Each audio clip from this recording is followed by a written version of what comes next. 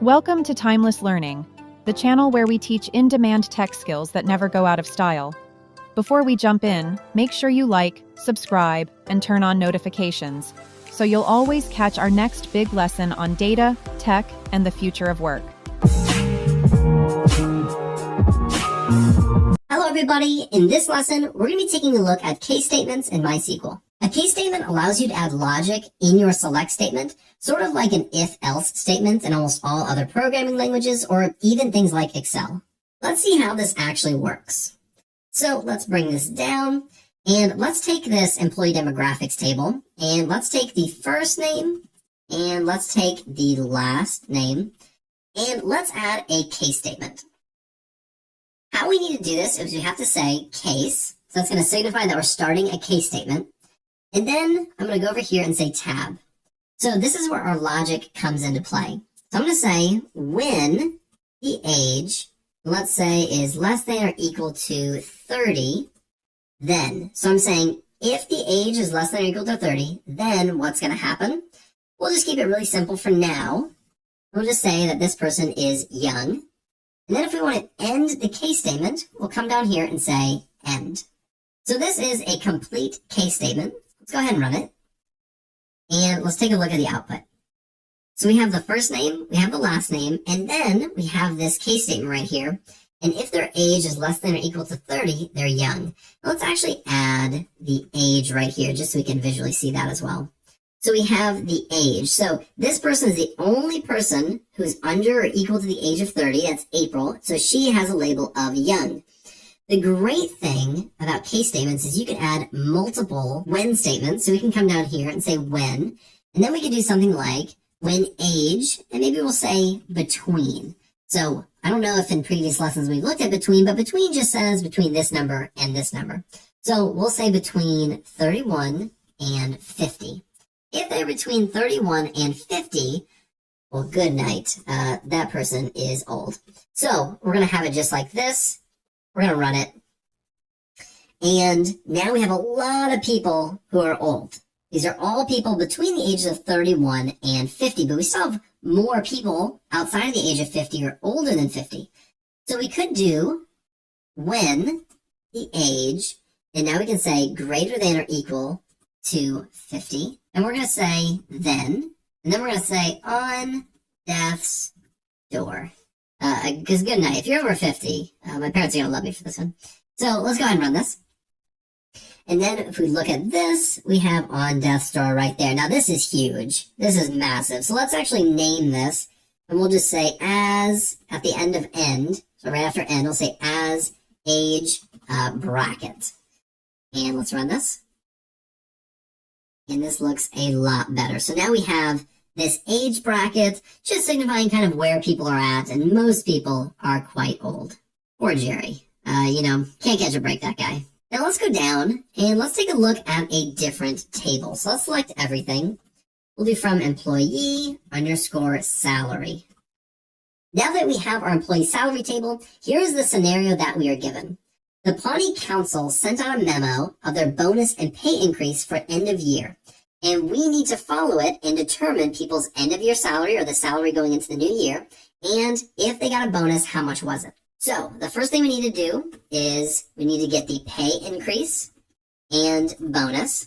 And their pay increases look like this. So if they made less than 50,000, then that equals a 5% raise, very generous. And if they made greater than 50,000, that equals a 7% raise. Very, very generous. Lastly, if they work in the finance department, that equals a 10% bonus. Just cash that goes into their bank account. Very, very generous, but only the finance department gets it. So these are the guidelines that the Pawnee Council sent out, and it is our job to determine and figure out those pay increases as well as the bonuses. So let's come right down here. We're going to have our salary employee. I actually want to be able to see these. Let me pull this up just a touch. There we go. So we want to be able to write this out. So first thing we should do is just select the columns that we need. First name, last name, probably salary as well. And now what we can do is determine this first one, which is if they make less than 50,000, they get a 5% raise. So let's say case, And I'll also add end in here. And we're going to say when their salary is less than 50,000, what's going to happen? Then we say then salary. So we're taking their initial salary and we're saying plus, then we're going to do salary times 0.05. And if we run this, it should work. Let's pull this up really quickly. So April Ludgate, she made under 50,000, so she got a raise, and her new salary is 26,250. We can actually call that. We'll say as a underscore. Actually, let's do new underscore salary. That's our new salary. And let's run this. So the new salary is 26,250. Andy Dwyer is now making 21,000. Now this calculation, you can do it different ways. We can do it exactly like this. Or we can just do times 1.05. Should be the exact same thing, just however you'd like to write it out. It's just, adding it or multiplying it by this. So let's take this. And now we're going to say when it is greater than 50,000, so let's say greater than 50,000, they get a 1.07. So this is the 7% increase. This is a 5% increase. This is a 7% increase. And let's run this. And let's put this up here. So now, if they made greater, so 50,000, 75,000, they got a 7% increase. Now, unfortunately, we did not make the rules. The Pawnee Council did. And the people who made exactly 50,000, unfortunately, were not part of those brackets. And that just wasn't up to us. We couldn't control that. So unfortunately, Tom Haverford and Jerry Gergich just didn't get raises this year. And that's not our fault, okay? That's not our fault. Now, the next thing that we need to do is determine the bonuses. Now, let's come right back up here really quickly. And let's just copy this. Because what we need to determine is how we know that somebody is in the finance department. Because if they're in the finance department, that means they get a 10% bonus. That's really important. Now, it's not in the employee demographics. Don't have anything about the department. But if we look in the salary and we run this, we do have the department ID. Now, let's open up. And let's pull this up right here. We'll look at the Parks Department. And in the Parks Department, here we go. The finance is department ID of 6. So if we're looking at the salary, there's only one person who's in department ID equal to 6.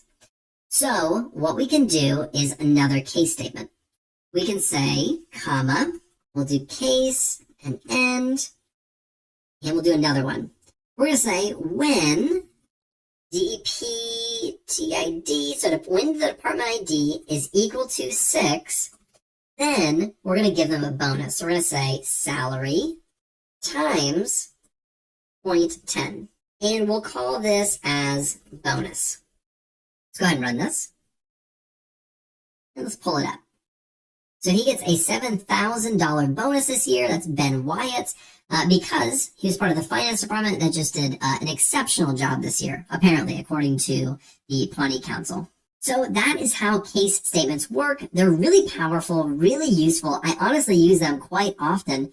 And they're just a way to really add some logic and some, labeling or even do calculations like we did right here with the salary. In the next lesson, we're going to be taking a look at subqueries in MySQL. Thanks for watching. If you found this helpful, please like, comment, and share this video with someone who's learning too. Don't forget to subscribe and tap the bell icon so you never miss another skill-packed lesson from Timeless Learning. Remember, the best investment you can make is in your own knowledge.